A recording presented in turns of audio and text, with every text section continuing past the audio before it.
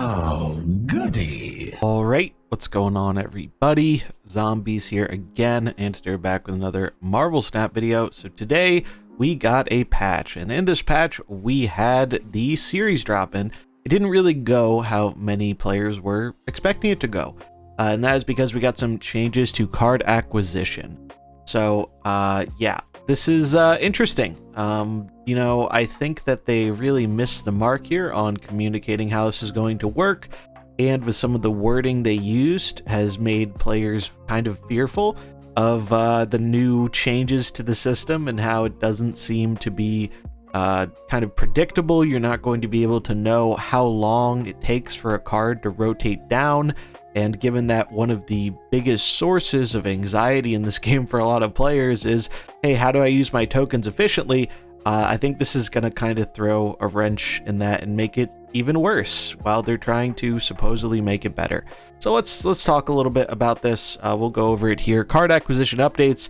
Next few months are going to be truly epic for Marvel Snap. We have a new mode coming next month called Conquest.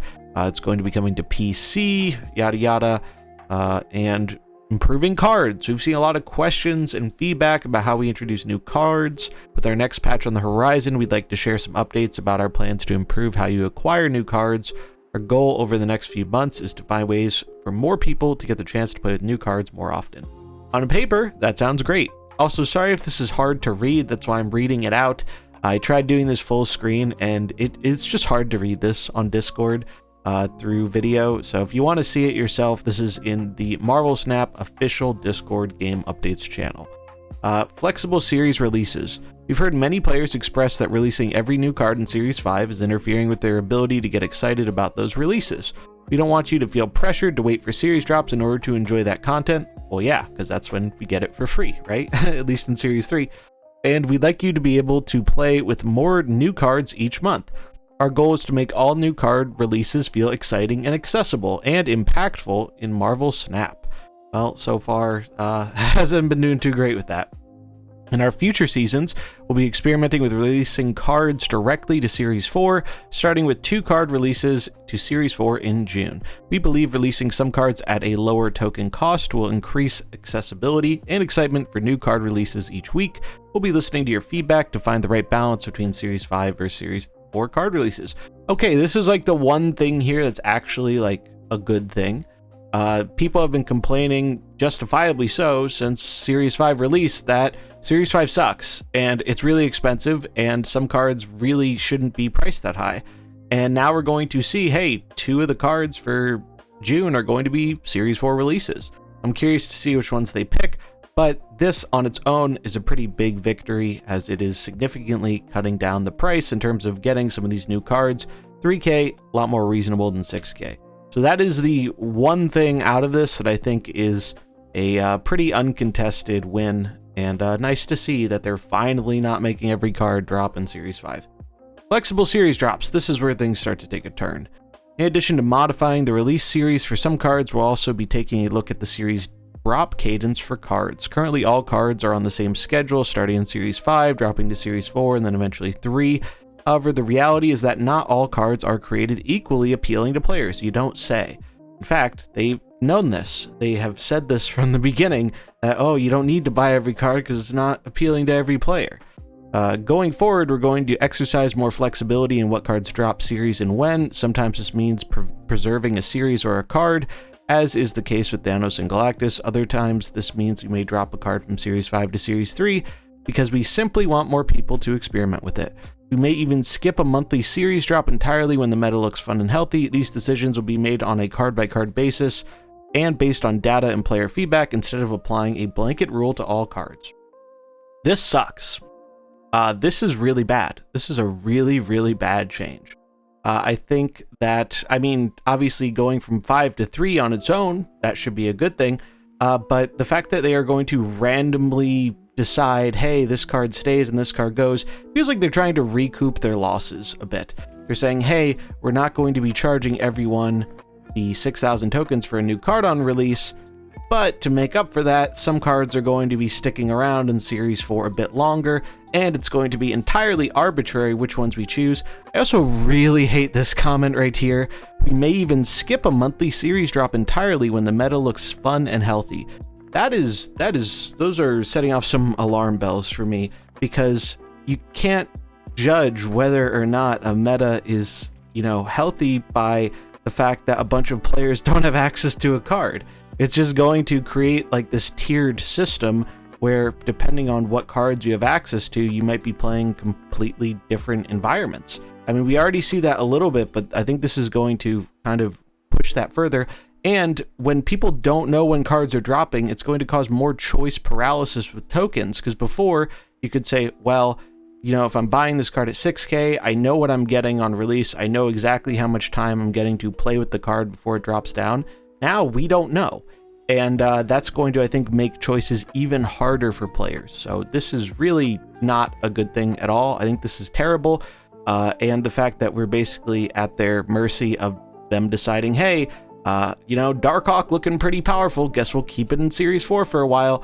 It's kind of a joke, and it feels incredibly greedy, and it feels like it's going against one of the good things they had going with the series drop, is everyone knew what to expect, and now nobody knows what to expect, and it doesn't seem like there's going to be a particular rhyme or reason or pattern. You're just gonna have to wait for whenever they decide to tell us that, hey, this card's not moving down, or hey, this one's moving down early. I think this is going to do a lot to actually prevent players from spending their tokens, which seems like the opposite of what they're trying to do here. We see they list the series drops here. Negasonic Master Mold Nimrod dropping from 5 to 4. Cards staying in Series 4. Darkhawk, Null, Shauna, Stature, Zabu, MODOK. Darkhawk and Null are the big ones here, as these cards were supposed to be dropping today. A lot of people planned around that. Many people pinned the card waiting to buy it for 1,000 tokens. When it dropped, it just didn't happen. Yeah, a lot of people are upset about this. I think they're very justified in being upset about this. This should have been communicated well before the patch and not just a surprise, hey, no Darkhawk for you, by the way. Yeah, this kind of sucks, and it really feels like, looking at the cards here, I'm pretty sure every card here except Shauna sees play in a fairly meta deck. So it doesn't feel that surprising that they're keeping these cards in Series 4 when they're cards people actually want. And then let's take a look at the cards that are dropping. Sentry, Silver Surfer, Dazzler, Shadow King, Sauron, and Ghost. So while, Ghost and I think Sauron, I guess, are technically dropping early, that's great and all, those aren't the cards most people are actually interested in getting. Also, kind of says a little bit of screw you to the people who bought Sauron and Ghost at release and were expecting to get more time with the card for what they paid. They could have now just waited, and they could have got it in Series 3 much sooner than expected. So, yeah, don't like this at all. I think this is a terrible direction, a terrible change, and it's really causing a lot of distrust from the company. It really feels like they're trying to scrape back some of the money they're otherwise missing out on by lowering the price of cards no longer all dropping at Series 5. Series 3 acquisition. So they're talking about how they took away the ability to buy tokens for Series 3 cards, with the exception of if the card rotates down and you had it pinned, you can still get it, but they are changing it a bit again. So they're going to be adding in the June patch a Series 3 mystery cards section. This option will be available for 1,000 tokens, can be purchased anytime you have enough tokens, and unowned Series 3 cards. So they're basically adding a gambling aspect to Series 3 card acquisition.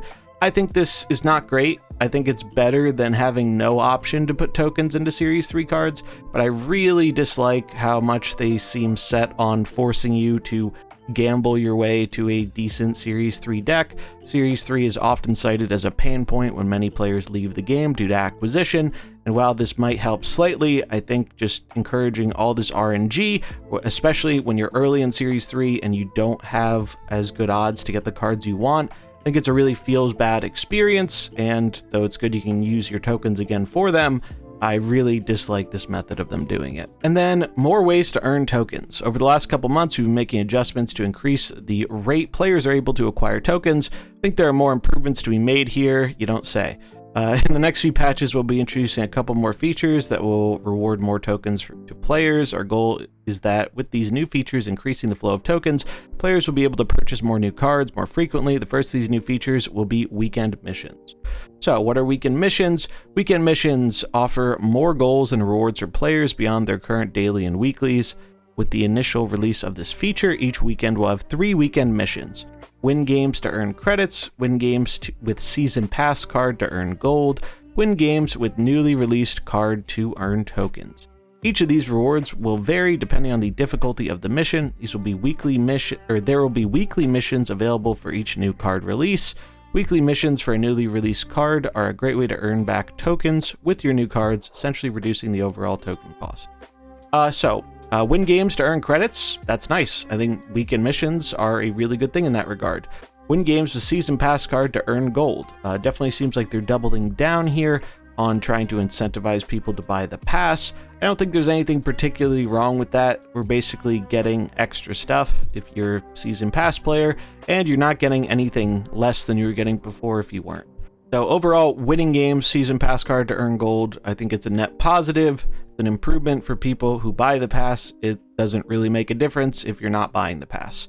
And then win games with newly released card to earn tokens. In concept, this is a neat idea because you're effectively reducing the cost of a card. So maybe people will be able to justify buying this 3,000 token card on release with some of these new ones in June if they can get, let's say, 500 or 1,000 tokens back from doing missions with it. So you're reducing the cost by a pretty significant margin, at least for the 3,000 token purchase. So it's an interesting idea. I do think it's going to create some feel bads where players just feel kind of left out. And I guess that's why they have the one in there for earning credits and the pass one. But I think this is probably going to go through some iteration. It's nice to see them doing something to incentivize people to get more card releases, but I think this whole update wasn't really communicated in the most positive way, and I think it's left a lot of people kind of upset that we no longer know what to expect from these series drops, and people just don't really trust them to make the decisions of dropping the cards that people actually really want access to play with, which is pretty unfortunate. That's pretty much going to wrap it up for the video. It's a shame. The OTA patches were great. Last month's patch was great. And it feels like every time they try and do something to quote unquote improve card acquisition, it's always one step forward, 2 steps back. And it feels bad. I really, really dislike the fact that when they are trying to improve something, they have to find a way to make something else worse to make up for it. It's just not a good feeling. But let me know what you think in the comments below. It's going to wrap it up for this one. If you enjoyed it, remember to like and subscribe, and I'll catch you in the next one. Peace.